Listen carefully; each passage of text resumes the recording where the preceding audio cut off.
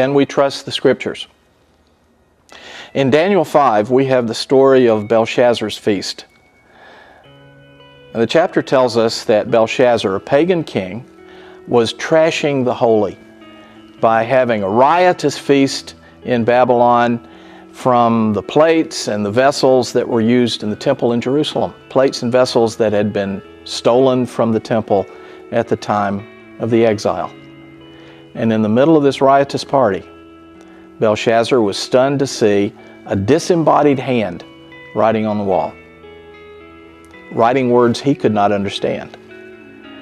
He called Daniel the prophet, and he said to him, "If you'll interpret this writing for me," and it's writing that turned out to be his downfall, "if you'll interpret this writing for me, I'll make you third in the kingdom."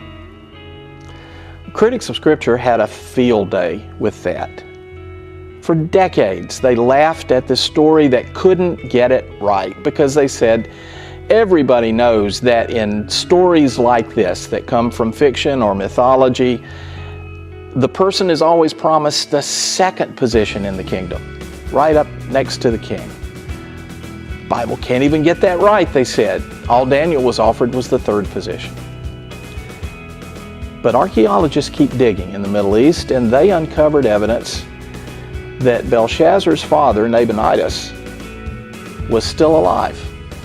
In fact, he was away from Babylon, leading the army in battle. Belshazzar was left behind as number 2. So the highest post he could offer Daniel was number 3. The Bible was proved right again.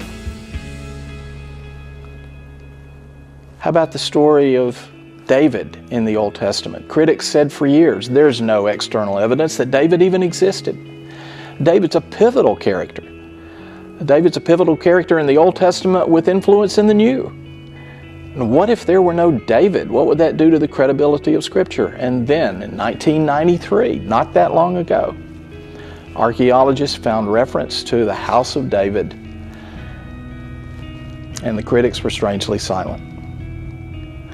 No archaeological evidence has ever contradicted a statement in Scripture.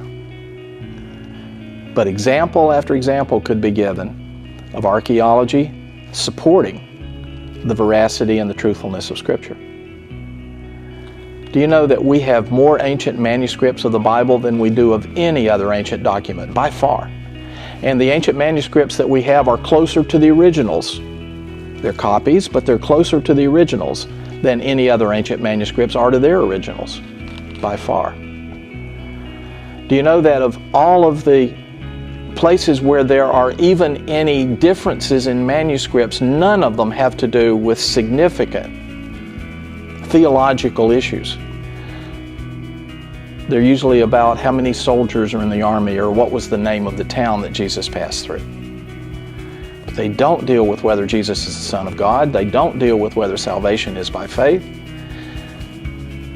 Scripture has for us a consistent message with the ring of truth. We know more of the original words of Matthew, Mark, Luke, and John than we do of Shakespeare. And Shakespeare wrote only 400 years ago, and Shakespeare wrote when the printing press was in operation. Matthew, Mark, Luke, and John depended on copying by hand. Is the Bible reliable? It absolutely is.